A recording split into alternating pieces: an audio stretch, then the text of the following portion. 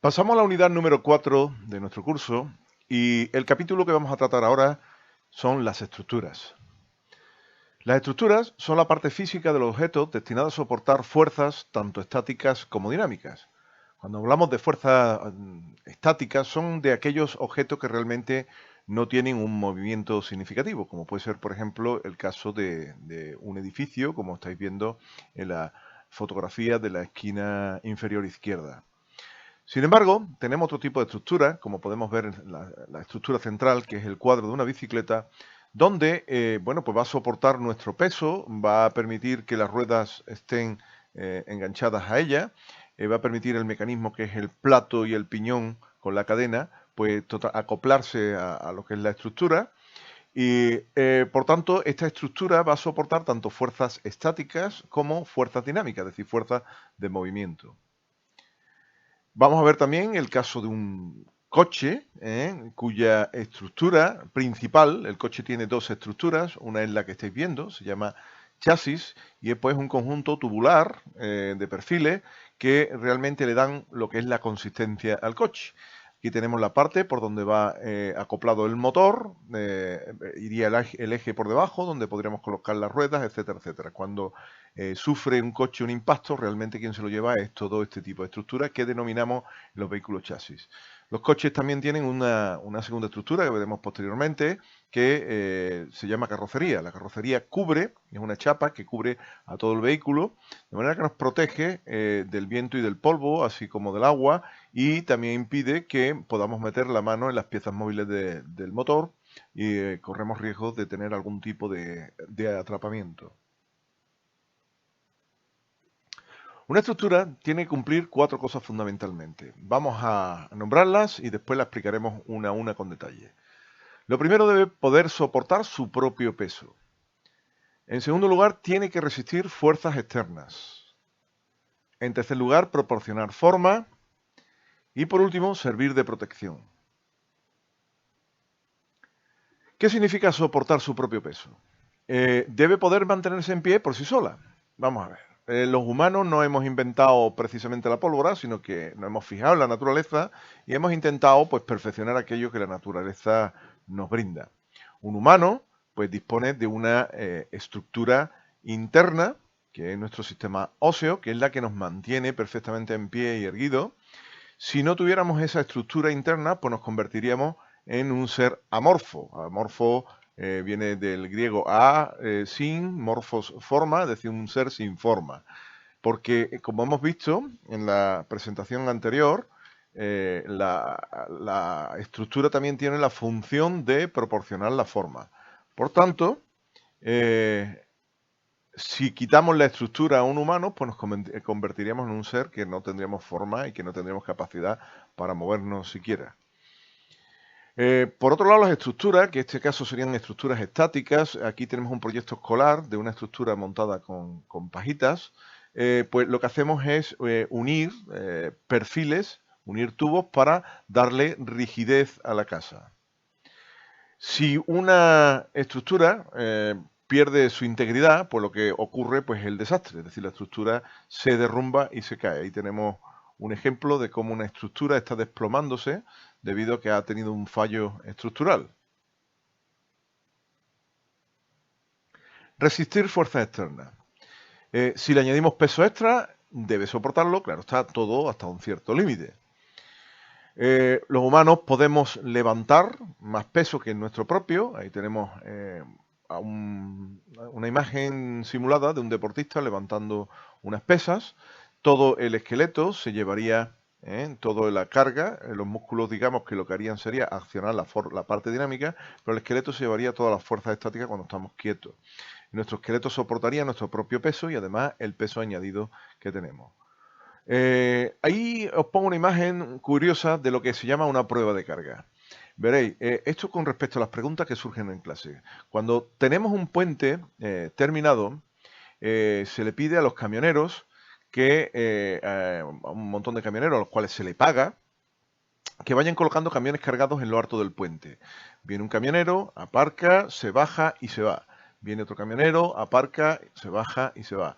Esto le permite a los camioneros pues llevarse un sueldo extra. puesto que las pruebas de carga están bien pagadas. ¿Qué ocurre si el puente se derrumba? Pues bueno, pues aparte del sueldo extra, evidentemente el seguro se encargará de proporcionarle un camión nuevo, con lo cual no va a perder de ninguna manera la persona que está brindando su camión para hacer la prueba de carga.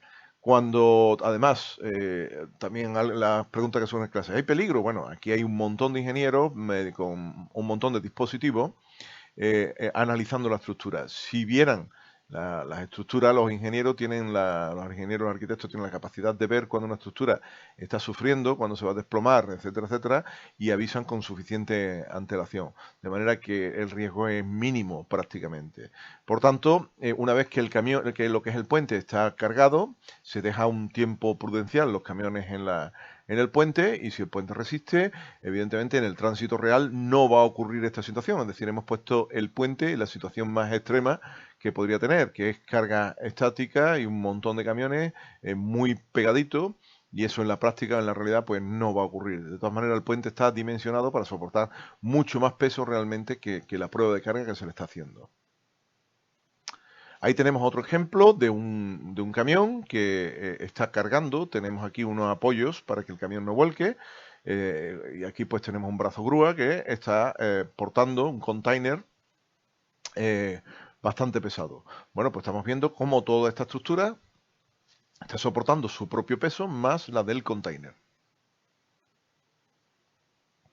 Proporciona forma. Habéis visto también que a veces en las películas de policía o incluso cuando pillan a un esqueleto de alguien de hace muchos miles de años, un faraón o algo así parecido, pues hay unas personas que son capaces de reconstruir el rostro de la persona a partir de los huesos que hemos encontrado. Eso es debido a que realmente el cráneo está proporcionando la forma principal de la cara.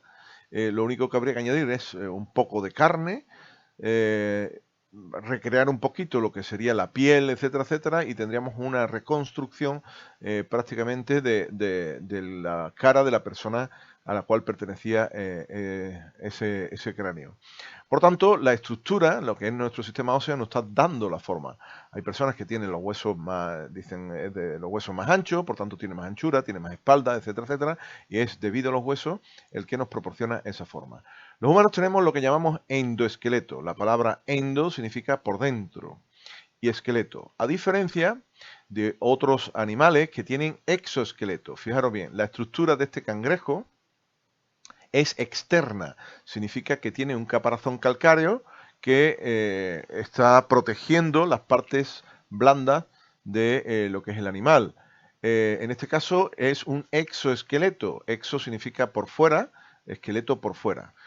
Cada uno tiene sus ventajas y sus inconvenientes. El endoesqueleto tiene una forma de fabricarse muy distinta a la del exoesqueleto de los animales. Nuestros huesos crecen con nosotros. Nosotros no cambiamos de hueso.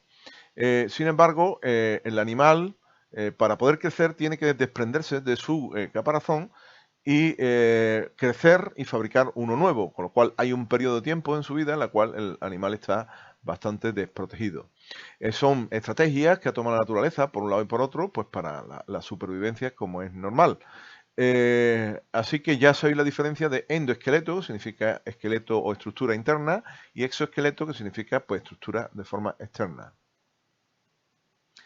Como habíamos hablado antes, hemos visto lo que era el chasis y ahora estamos viendo la carrocería. Esto sería una especie de exoesqueleto del coche, de manera que está cubriendo todas las partes. El coche tiene tanto endoesqueleto como exoesqueleto. El endoesqueleto sería lo que es el chasis y el exoesqueleto sería lo que es la carrocería, que nos protegería del viento y lluvia y protegernos a los humanos también de que no metamos las manos en las zonas móviles, las partes móviles del vehículo.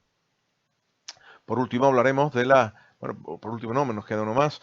Por último hablaremos de las casas. Las casas pues tienen una cimentación, unos pilares, etcétera, etcétera, que es la que le proporciona estructura. Y hasta un ordenador tiene su estructura.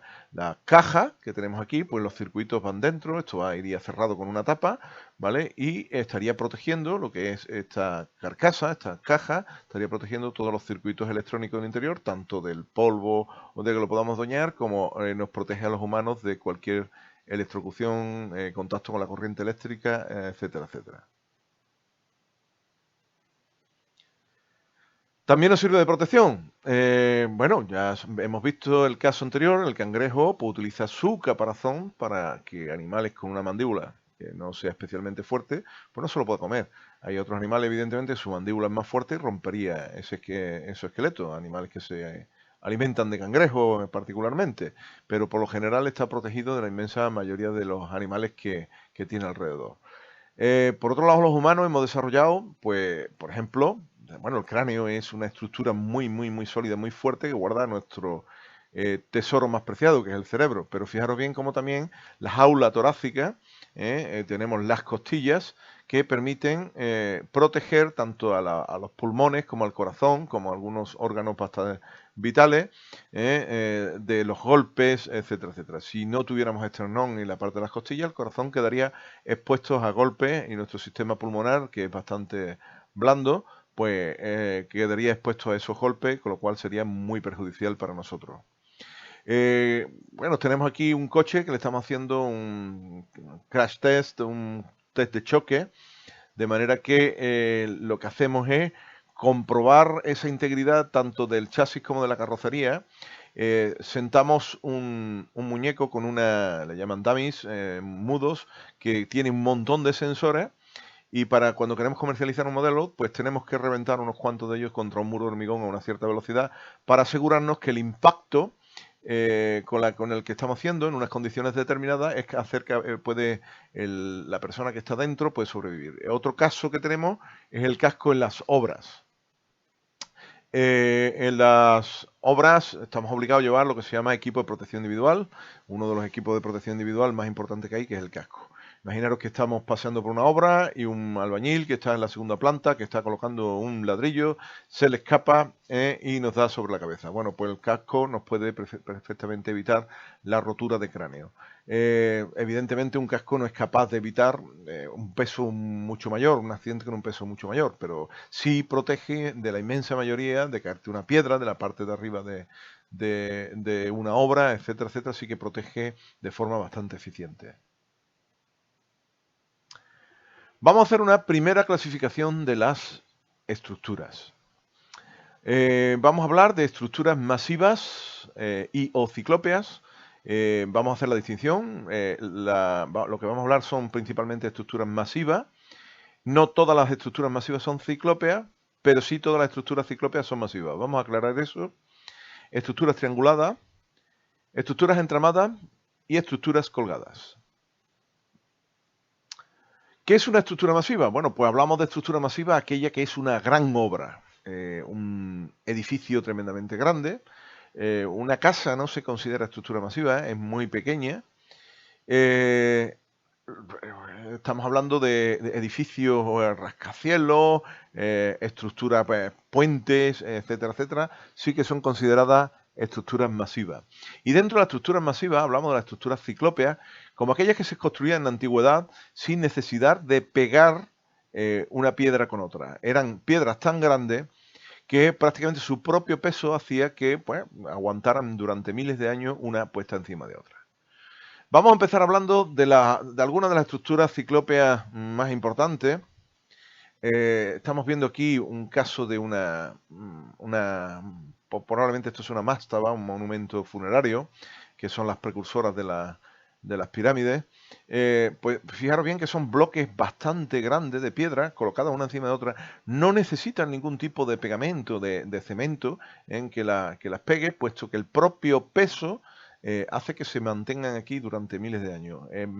Se desgastan más por la propia erosión, el agua y el viento, que realmente pues, el hecho de que se puedan caer. Las grandes pirámides son estructuras ciclópeas. Si veis bien el tamaño de una persona, los bloques son un poquito más bajos que una persona normal, una persona estándar, con lo cual se podría perfectamente trepar alrededor de la pirámide. Y son grandes monumentos funerarios que se hicieron en una dinastía de los faraones egipcios y que, bueno, probablemente estamos viendo aquí una de las grandes pirámides de Giza. Por otro lado tenemos, por ejemplo, la Gran Muralla China, que tiene parte y parte de estructura ciclópea y parte de adhesión de ladrillo, con lo que es algún tipo de cemento que peguen los ladrillos. Y bueno, los grandes templos griegos, pues tenemos que las columnas estaban hechas pues de piedras prácticamente sólidas, se colocaban lo que son piedras talladas que apoyaran en las dos columnas y se hacía todo prácticamente sin utilizar ningún tipo de pegamento, de cemento que una las piezas. ¿Por qué? Bueno, pues porque realmente quien empieza a utilizar por primera vez en la historia, o se tiene constancia de que empiezan a utilizar algún tipo de pegamento, de cemento, son los romanos que utilizaban el mortero hidráulico, la argamasa, que era una mezcla de cal, arena y agua, y que bueno, los acueductos se han mantenido ahí. Ya los romanos empiezan a fabricar con piezas más pequeñas de piedra, y bueno, aquí tenemos los acueductos que se han mantenido ahí gracias al pegamento durante muchísimos años. Por último, vemos una estructura masiva moderna, que no ciclópea, claro está, que es una presa, pues hecha con una estructura de hormigón, fundamentalmente un hormigón armado, hormigón con metal, y que le da forma a esa gran estructura. Estructura triangulada. Veremos posteriormente que el triángulo es la estructura mejor que podemos tener en tecnología, la que más soporta peso. Ya veremos por qué razón. Tiene que ver con una cosa que se llama los grados de libertad.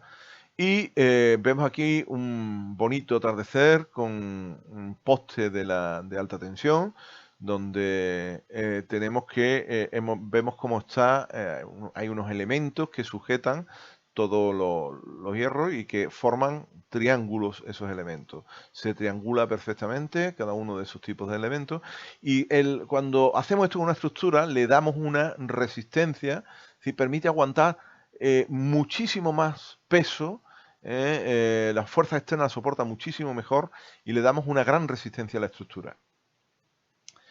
Creo que es importante ver como, por ejemplo, uno de los arquitectos de uno de los monumentos más emblemáticos, ¿no? La Torre Eiffel de París, Eiffel, pues se trabajó muchísimo el tema de la triangulación, creando su gran monumento hecho de acero, y como veis todo está triangulado, todo está perfectamente pensado para que esta torre tan curiosa y tan emblemática pues haya pasado a la historia como uno de los monumentos más curiosos, ¿no? en Francia, en París. Por otro lado, podemos ver cómo las grúas, podemos ver cómo están también trianguladas para soportar mucho más peso. El triángulo hemos dicho que es la estructura que mejor soporta peso. Y vemos, por ejemplo, también en el caso de la estructura de un pabellón, de un edificio, como siempre triangulamos para que el peso lo soporte mucho mejor. Sin embargo, a pesar de que la estructura triangulada es una de las más interesantes y soporta muchísima fuerza, en los edificios, etcétera, etcétera, es una estructura muy incómoda porque no nos permite hacer bien paredes, ventanas, etcétera, etcétera. Se prefiere sacrificar un poco de fuerza por hacer una estructura mucho más práctica y más útil. Estamos hablando de las estructuras entramadas. Una estructura entramada es aquella que está compuesta por elementos verticales que llamamos pilares. Y tenemos en la parte baja tenemos la cimentación, que esto parece que es un sótano, la cimentación estaría un poquito más abajo. Tenemos partes verticales que llamamos pilares y tenemos elementos horizontales que llamamos vigas y viguetas, que es donde se colocarían los suelos, los distintos suelos de las distintas plantas. Ahí vemos una estructura ya no en hormigón, sino en acero, y vemos cómo también pues, vamos creando nuestras estructuras verticales y nuestras estructuras horizontales. Como podéis ver, aquí tenemos lo que es la cimentación. Esto sería la zapata de un pilar. El pilar serían los elementos verticales que tenemos aquí. Y la viga principal apoyaría sobre el pilar y sobre esa viga pues descansan lo que serían las viguetas, que ya veremos también que se le colocan unos elementos entre vigueta y vigueta, que se llaman bovedillas, que es el que me va a permitir poner el suelo y es el que va a soportar todo el peso. Las estructuras colgadas. Una estructura colgada es la manera más económica y más eficiente de poder cruzar un río, ¿no? Tenemos que dos columnas, dos torres principales. Estas torres se pueden construir tanto en el agua como fuera de ella, porque lo que vamos a hacer es ponerle unos cables que van de una torre a otra y sobre esos cables ponerle unos subcables que llamamos tiranta, que van a sujetar a lo que es el tablero, que es por donde va a soportar todo el peso y la circulación. Vemos que no solamente podemos tener estructuras, digamos, de tipo civil, obras civiles o obras grandes, sino que podemos encontrarnos en medio de la selva una pasarela de esta, un puente de este tipo, donde vamos de un sitio a otro, pues prácticamente suspendidos por este tipo de estructuras. Vemos cómo, bueno, construir bajo agua no es un problema, es caro, pero podemos construir perfectamente bajo agua. Tenemos aquí lo que son las torres, a las cuales vamos colocando los cables que van a permitir soportar toda la fuerza, y luego, bueno, pues las tirantas van a soportar al tablero, que es por donde va a pasar toda la circulación.